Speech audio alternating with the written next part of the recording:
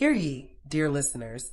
Today we are discussing a topic that many people hear about in the news, but may not fully understand: the 72-hour psychiatric hold, often called a 5150 in California. We have seen public figures like Amanda Bynes and Eugenia Cooney experience these holds during mental health crises. Joining me as always is therapist Gladys Wilson. Gladys, thank you for being here. Hi, Lola. Thank you so much. I am so glad to be back with you in the studio. Let's get started with the conversation. So this conversation is important because there often is fear and misunderstanding and stigma surrounding the psychiatric holds. Many people only hear about them after a celebrity crisis or a tragic situation.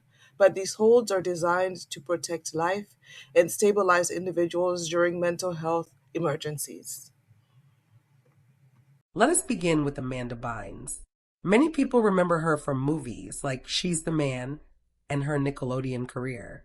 Reports stated she was found wandering naked and alone in downtown Los Angeles and later placed on a 72-hour psychiatric hold. Yes, so according to reports, Amanda Barnes reportedly recognized that she was in distress and even called 911 herself, saying that she believed that she was coming down from a psychotic episode. This is important to note because sometimes people in crisis still have moments of awareness where they realize that they need help.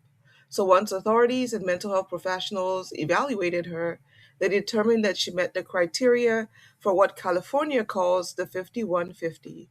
This means she was considered a danger to herself or unable to safely care for herself at that moment. So a 51 to 50 is not meant to punish someone? So, not at all. The goal is to stabilize and make sure that the person is safe. A 72-hour hold allows trained mental health professionals to evaluate the person, monitor them, and begin treatment if necessary. It can involve psychiatric evaluations, observations, therapy, medication management, and create a discharge plan that continues on with care. Amanda Bynes had previously been under a conservatorship for nearly a decade before it ended in 2022. Some people wondered whether ending the conservatorship may have affected her stability. So, transitions can be difficult for anyone, especially an individual living with a serious mental health condition. Amanda Barnes has publicly discussed struggles with bipolar disorder and substance misuse. When support structures change, even positive change, it can create a stressor. So, mental health recovery is rarely a straight line. It can be a setback, it can be relapse, it can have moments of crisis. Another well-known example is Eugenia Cooney. Her case involved an eating disorder and a psychiatric hold in 2019. Yes, Eugenia Cooney's situation brought attention to how eating disorders can become life threatening medical and psychiatric conditions. Friends and family reportedly became deeply concerned about her physical condition and her ability to care for herself safely.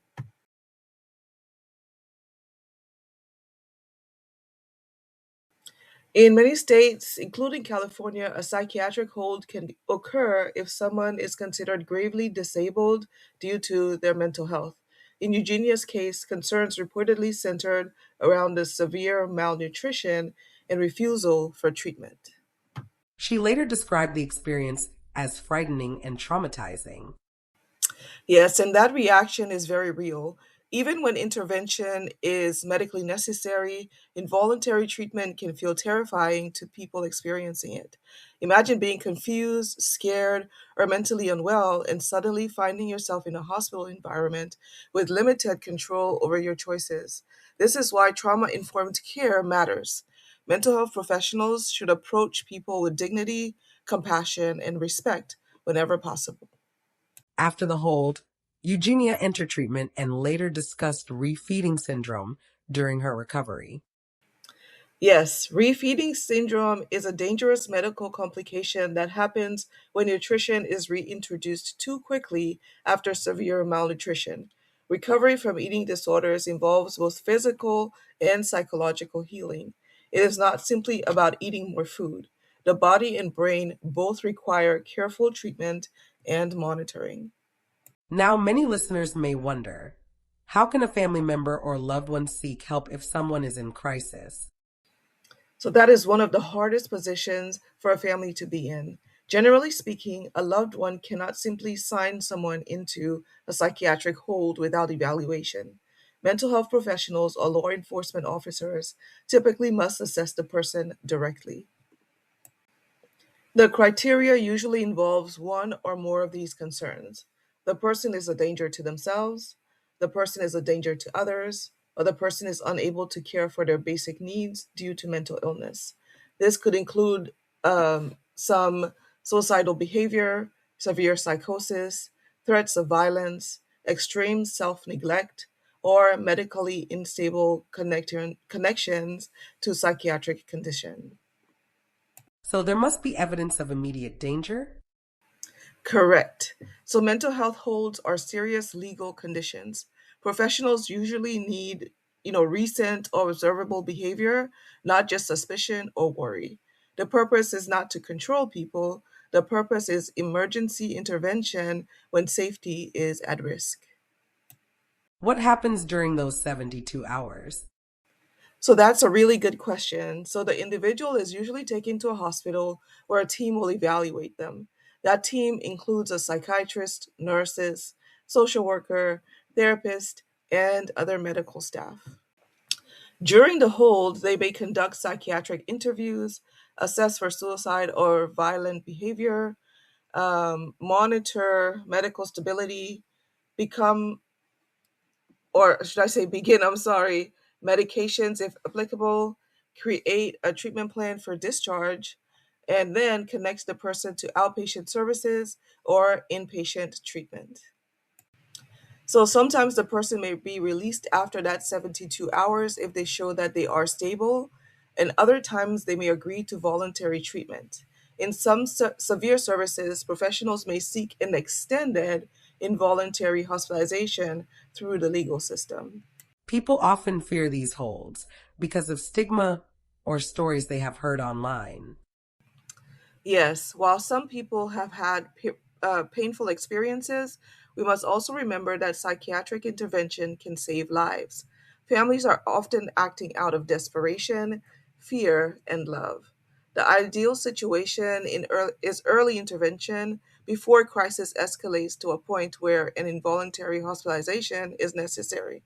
That means encouraging therapy, psychiatric care, substance use treatment, community support, and honest conversations about mental health before long before the person, reaches that point where they are breaking. What would you like listeners to remember from today's discussion? Lola, I would like them to remember that mental illness is not a moral failure. A psychiatric crisis can happen to celebrities, neighbors, coworkers, friends, and family members.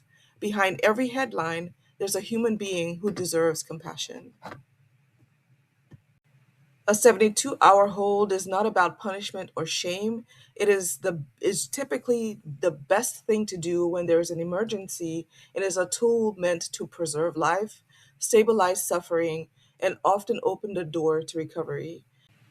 And for families listening, if you have worried about someone you love, do not wait until things become catastrophic.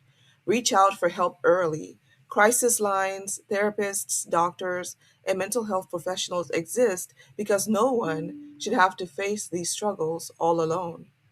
Dear listeners, may we continue to replace stigma with understanding, judgment with compassion, and silence with support. Thank you, Gladys, for sharing your knowledge with us today. Thank you for listening. Please like and subscribe to our channel. Remember, all of our discussions are for educational purposes only.